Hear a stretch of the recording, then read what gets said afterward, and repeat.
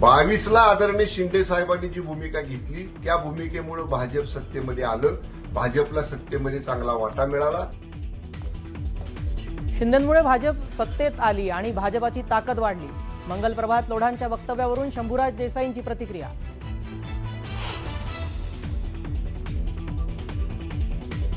विरोधी पक्षनेतेपद जाहीर करा तर उपमुख्यमंत्री पदही असंवैधानिक नाही, तातडीने बरखास्त करा, उद्धव ठाकरेंचा सरकारवर हल्लाबोल।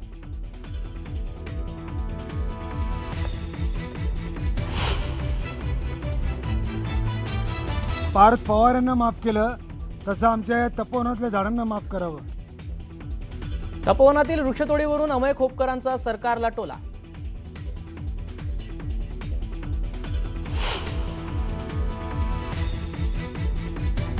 मालाडमध्ये आरोग्य प्रशिक्षण केंद्राच्या लोकार्पणाआधी काँग्रेस आणि भाजप कार्यकर्ते आमने सामने। गोंधळानंतर मंत्री लोढा आणि आमदार असलम शेख यांनी एकत्र केलं लोकार्पण।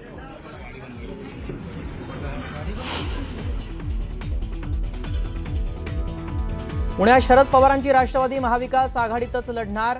पुणे मनपात दोन्ही राष्ट्रवादी एकत्र येणार नाही, शरद पवारांचा प्रशांत जगतापांना शब्द।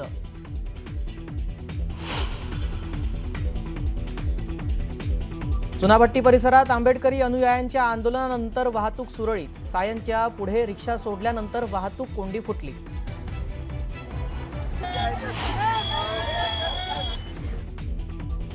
डॉक्टर बाबासाहेब आंबेडकरांचा आज महापरिनिर्वाण दिन। राज्यपाल, मुख्यमंत्री, उपमुख्यमंत्र्यांनी चैत्यभूमीवर महामानवाला केलं अभिवादन।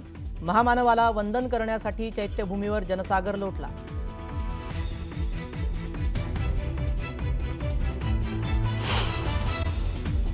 यानंतर आता बातम्यांचा वेगवान आढावा घेऊयात सुपरफास्ट समरमध्ये।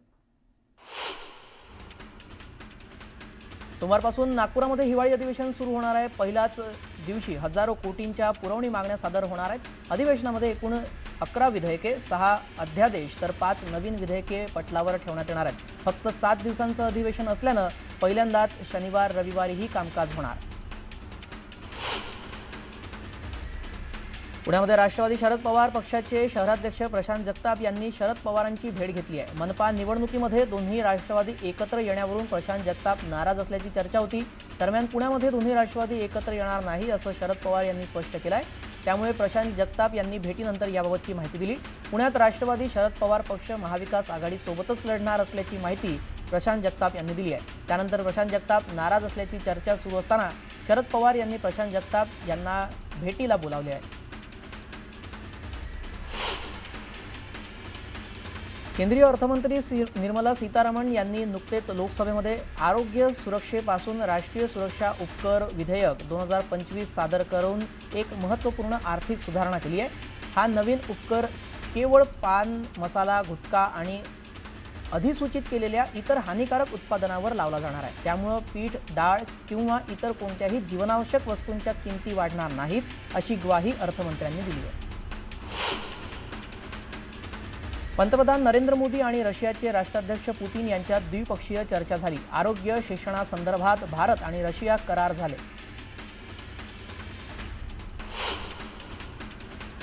राज्यातील महापालिकांच्या निवडणुकांची घोषणा कोणत्याही क्षणी होण्याची शक्यता आहे। त्यामुळे अकोल्यामध्ये शिंदेंच्या शिवसेनेनं पदाधिकाऱ्यांची बैठक घेतली।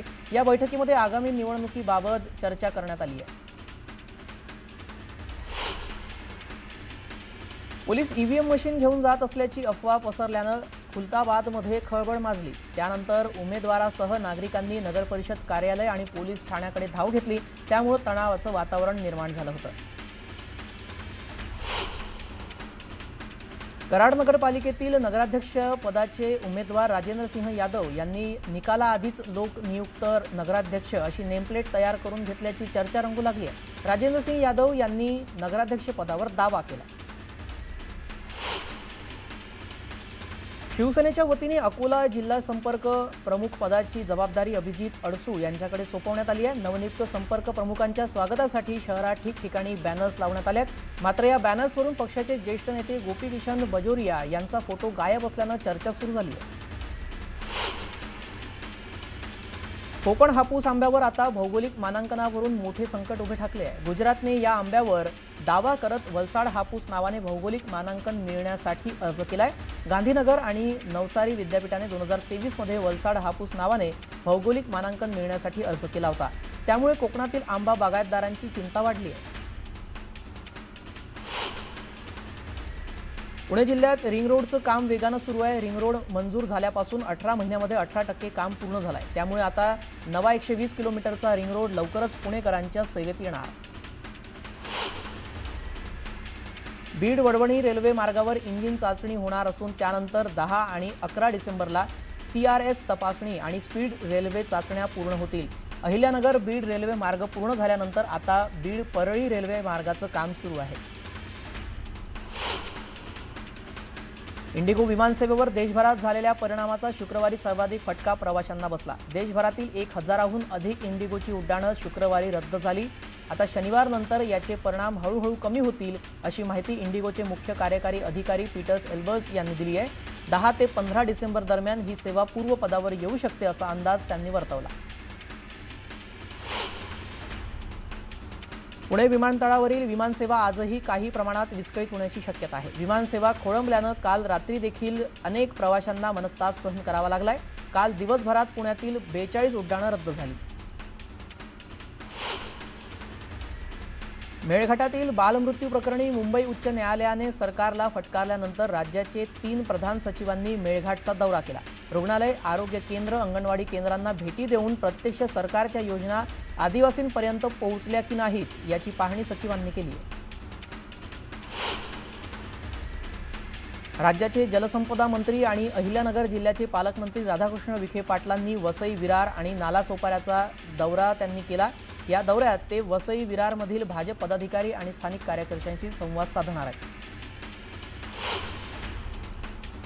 छत्रपती संभाजीनगरात शिवसेना उबाटा पक्षाकडून सुपारी हनुमान मंदिरामध्ये महाआरती करण्यात आली आहे. दक्षिणमुखी हनुमान मंदिरात भाजपाच्या वतीनं तर पद्मपुरा येथील श्रीराम मंदिरात शिवसेनेच्या वतीनं महाआरती करण्यात आली आहे. आजच्या दिवशी बाबरी मशीद पाडण्यात आल्यानं महाआरती करण्यात आली.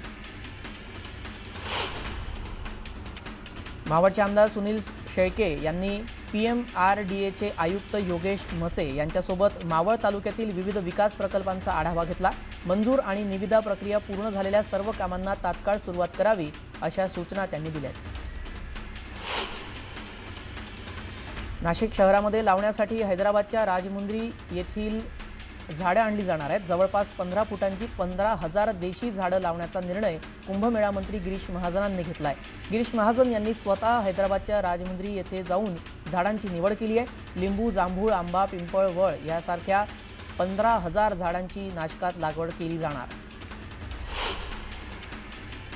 तपोवनातील प्रस्तावित वृक्षतोडीला मनसेकडूनही विरोध करण्यात येतोय. मनसेच्या चित्रपट सेनेचे अमय खोपकर तपोवनातल्या वृक्षतोडीचा विरोध करताना दिसले. तपोवनात मनसेच्या वतीनं आंदोलन करण्यात आलं. नाशिकच्या तपोवनमध्ये पोलीस बंदोबस्त वाढवण्यात आलाय. कायदा सुव्यवस्थेचा प्रश्न निर्माण होऊ नये यासाठी पोलिसांची अतिरिक्त पथकं इथं तैनात करण्यात आलेली आहे. शिवसेनेच्या आंदोलनामुळे बंदोबस्तात वाढ करण्यात आली आहे.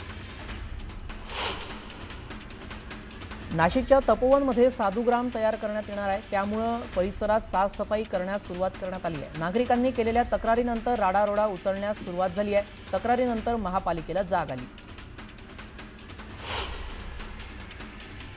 डॉक्टर बाबासाहेब आंबेडकरांचा आज 69वा महापरिनिर्वाण दिन. त्यामुळं दादरच्या चैत्यभूमीवर महामानवाला अभिवादन करण्यासाठी लाखो अनुयायांनी गर्दी केली आहे. राज्याच्या कानाकोपऱ्यातून भीमसैनिक चैत्यभूमीवर दाखल झाले आहेत. सुरक्षेसाठी पोलिसांचा तगडा बंदोबस्तही तैनात ठेवण्यात आला आहे. जळगावात महापरिनिर्वाण दिनानिमित्त डॉक्टर बाबासाहेब आंबेडकरांच्या स्मारकाला अभिवादन करण्यात आलं. आमदार सुरेश भोळे आणि महापालिका आयुक्त ज्ञानेश्वर ढेरे यांनी आंबेडकरांच्या पुतळ्याला पुष्पहार अर्पण केला. रत्नागिरीच्या रामपूरमध्ये कॅन्डल मार्च काढण्यात आला. यामध्ये महिला, तरुणांसह वृद्धांनीही सहभाग घेतला होता. डॉक्टर बाबासाहेब आंबेडकरांच्या महापरिनिर्वाण दिनानिमित्त कॅन्डल मार्च काढण्यात आला. अमरावतीच्या इरविन चौकातील डॉक्टर बाबासाहेब आंबेडकरांच्या पुतळ्याला आकर्षक अशी विद्युत रोषणाई करण्यात आली आहे. शेकडो अनुयायी एकत्र येत डॉक्टर बाबासाहेब आंबेडकरांना अभिवादन करताना दिसले. अकोल्यात बौद्ध महासभेच्या वतीनं भव्य कॅन्डल मार्च काढण्यात आला। यावेळी डॉक्टर बाबासाहेब आंबेडकरांना धम्मचक्र पुष्प अर्पण करून अभिवादन करण्यात आलं।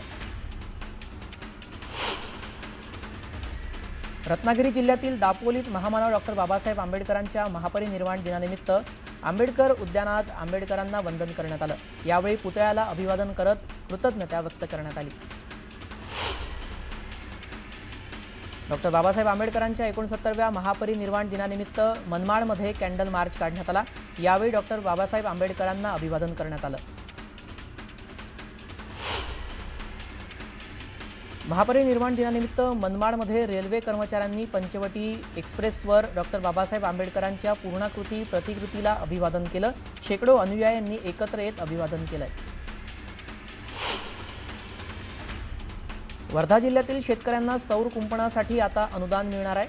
248 गावातील शेतकऱ्यांना श्यामाप्रसाद मुखर्जी सौर कुंपण योजनेचा लाभ मिळणार आहे। देवळी विधानसभा क्षेत्रामध्ये रिझर्व्ह फॉरेस्ट नसलेल्या शेतकऱ्यांना योजनेचा लाभ घेता येणार। उन्हाळ्यापूर्वीच कोल्हापुरामध्ये पाणी टंचाईची समस्या निर्माण झाली आहे। शेतीच्या पाण्याला उद्यापासून उपसा बंदी लागू करण्यात आली आहे। चिकोत्रा या खोऱ्यामध्ये मे महिन्यापर्यंत प्रत्येक महिन्यामध्ये एकूण 9 दिवस उपसा बंदी इथे लागू करण्यात आली आहे। शिरूर तालुक्याच्या पश्चिम पट्ट्यामध्ये पाबळ, कान्हूर आणि मेसाळी या गावांमध्ये डिसेंबरमध्येच पाण्याची पातळी खालावली आहे। विहिरी, नाले आणि बंधारे कोरडे पडले असून रब्बी हंगामातील कांदा, ज्वारी ही पिकं आता जळू लागली आहेत।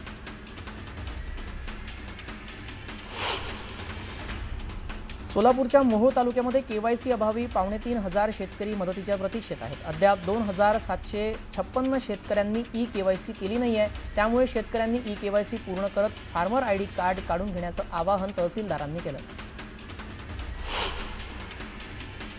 चंद्रपूर जिल्ह्यातील चिमूर तालुक्यातील एका युवकानं उमा नदीवर बांधलेल्या बंधाऱ्यामुळे पाण्याचा स्तर वाढला आहे। तसेच आता शेतकऱ्यांना शेतामध्ये जाताना वळसा मारून जावं लागत नाही। वारंवार प्रशासनाकडे तक्रार देऊनही काम होत नसल्यानं हा उपाय शोधण्यात आला। मालेगाव शहरातील कॅम्प भागामध्ये एका झाडावर दुर्मिळ मानला जाणारा फिकट पिंगळा घुबड आढळून आला।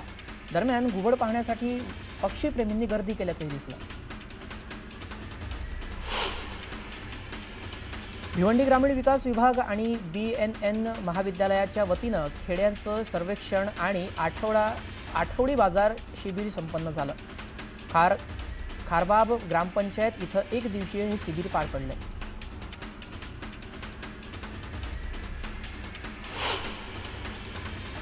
एक छोटासा ब्रेक आणि लगेच परत येतोय। पाहत रहा न्यूज 18 लोकमत।